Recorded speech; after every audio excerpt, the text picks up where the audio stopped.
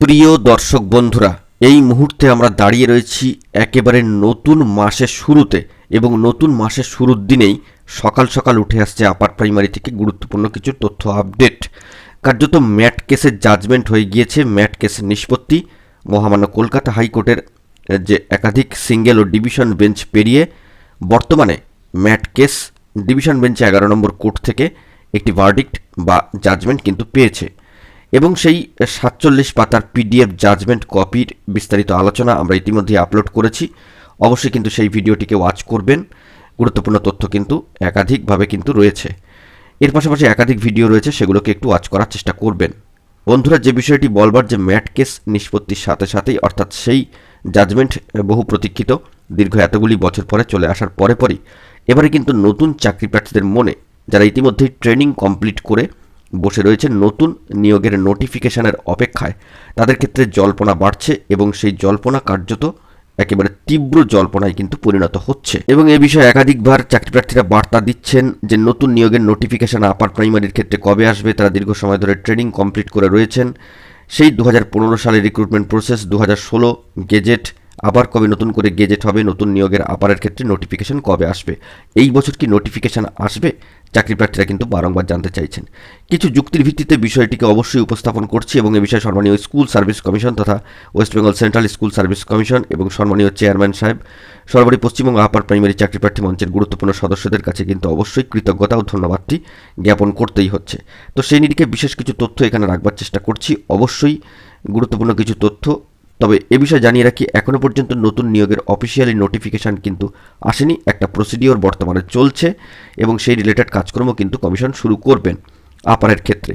তো সেই দিক থেকে দাঁড়িয়ে নতুন নিয়োগের নোটিফিকেশান কবে আসবে চাকরি প্রার্থীরা বারংবার কিন্তু জানতে চাইছেন কিছু ঘটনাবলীর নিরিখে।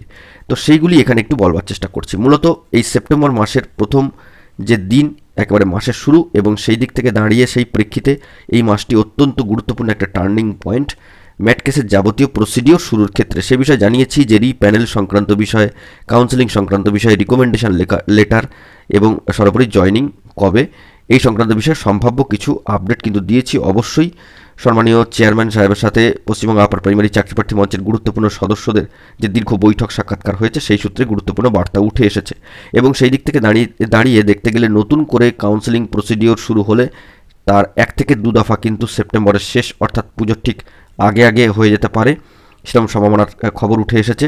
পাশাপাশি শেষ দফাগুলি কিন্তু বা শেষ প্রসিডিওর কিন্তু লক্ষ্মী পুজো থেকে কালী পুজোর মধ্যে সম্পন্ন হতে পারে, এরকম সম্ভাবনার খবর উঠে আসছে।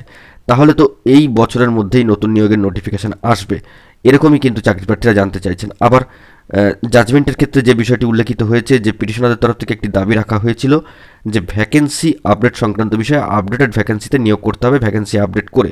তো সেই নিরিখে সেই দাবি কার্যত খারিজ হয়েছে এবং future vacancy for future recruitment এই প্রসিডিওর উঠে এসেছে এবং যে বিষয়টি বলবার যে কমিশনের তরফ থেকেও এই বার্তা দেওয়া হয়েছিল যে ভ্যাকেন্সি যদি এই রিক্রুটমেন্ট অর্থাৎ ফিউচার ভ্যাকেন্সি যদি এই চলমান নিয়োগে যদি যুক্ত করে দেওয়া হয় তবে কিন্তু নতুনদেরকে বঞ্চিত করা হবে এরকম। তাহলে এই ইঙ্গিতগুলো কি নতুন নিয়োগের ক্ষেত্রেই, অর্থাৎ এই বছর কি তাহলে নতুন নিয়োগের নোটিফিকেশান আসবে? আমরা দেখতে পাচ্ছি যে অক্টোবর মাসে পুজো, নভেম্বর ডিসেম্বর 2 মাস কিন্তু থাকছে।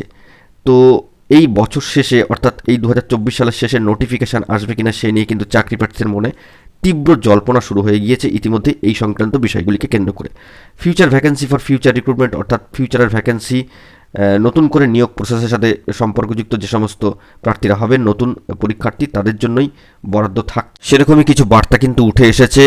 তাই এই বছরের শেষে নোটিফিকেশান আসবে কিনা নতুন করে আপার প্রাইমারি রিক্রুটমেন্ট প্রসেস সংক্রান্ত বিষয়, তা নিয়ে কিন্তু তীব্র জল্পনা। তো এই বিষয়ে বলবার যে কাউন্সেলিং প্রসিডিওর সম্পন্ন হতে হবে, যাবতীয় প্রসেসগুলোকে সম্পন্ন হওয়া কিন্তু অবশ্যই দরকার। এই বছরের মধ্যে সেগুলোর নিষ্পত্তি হলে তবেই কিন্তু বিষয়টি সার্বিকভাবে বোঝা যাবে। তাই অফিসিয়ালি এখনও পর্যন্ত কোনো বার্তা নেই বা অফিসিয়ালি সেরকম কোনো নোটিফিকেশান নেই যে নতুন নিয়োগের ক্ষেত্রে ছাড়পত্রের যে নোটিফিকেশান এই বছরের মধ্যেই আসবে কিনা। তবে কিছু প্রেডিক্ট বা সম্ভাবনা অবশ্যই থাকছে, সেই দিকে কিন্তু আমাদেরকে ফোকাস রাখতে হবে। যদি কথোপকথন সূত্রে বা দীর্ঘ সাক্ষাৎকার সূত্রে যে সমস্ত সম্ভাবনাময় খবরগুলো উঠে এসেছে সেগুলো যদি হুবহু একটু আত্র মিলে যায় বা সেগুলো যদি সেই প্রসিডিওর মেনটেন করে একটু আগু পিছু করে যদি এগোতে থাকে, তবে কিন্তু এই বছরের মধ্যে নোটিফিকেশান আসার সম্ভাবনার জায়গা তৈরি হলেও হতে পারে। সেই দিকে আমাদেরকে ফোকাস রাখতে হবে। তবে অফিসিয়ালি কোনো আপডেট এখনও পর্যন্ত উঠে আসেনি। সম্পূর্ণ কিছু তথ্যের নিরিখে এই ভিডিওটা কিন্তু অবশ্যই আপনাদের সুবিধার্থের জন্য ক্রিয়েট করলাম, যেহেতু নতুন চাকরিপ্রার্থী বন্ধুরা বারংবার এই সংক্রান্ত বিষয় জানতে চাইছিলেন। তাই পরিশেষে বন্ধুরা একটি বিষয় বলবার, যেহেতু দীর্ঘ এতগুলি বছর পরে এবং একাধিক সিঙ্গেল ও ডিভিশন বেঞ্চ পেরিয়ে ম্যাট কেসের নিষ্পত্তি হয়েছে এবং নতুন জাজমেন্ট এসেছে এবং বলা যেতে পারে এই প্রসিডিওরগুলো কমিশন শুরু করবে, তাই সেই দিক থেকে এই প্রসিডিওরগুলো মিটলে আমরা আশা করতেই পারি যে নতুন নিয়োগের নোটিফিকেশান আসার সম্ভাবনার জায়গা তৈরি হবে। কবে আসবে না আসবে সেই বিষয়ে কিন্তু অবশ্যই আমাদেরকে ফলো আপ করতে হচ্ছে। তো এখন এটুকুই, সকলে ভালো থাকবেন। জরুরি কোনো তথ্য পেলে অবশ্যই সবটা প্রোভাইড করব। বন্ধুরা এখন এটুকুই, সকলে ভালো থাকবেন। চ্যানেলটিকে অতি অবশ্যই সাবস্ক্রাইব করে নিয়ে সঙ্গে থাকবেন। ধন্যবাদ।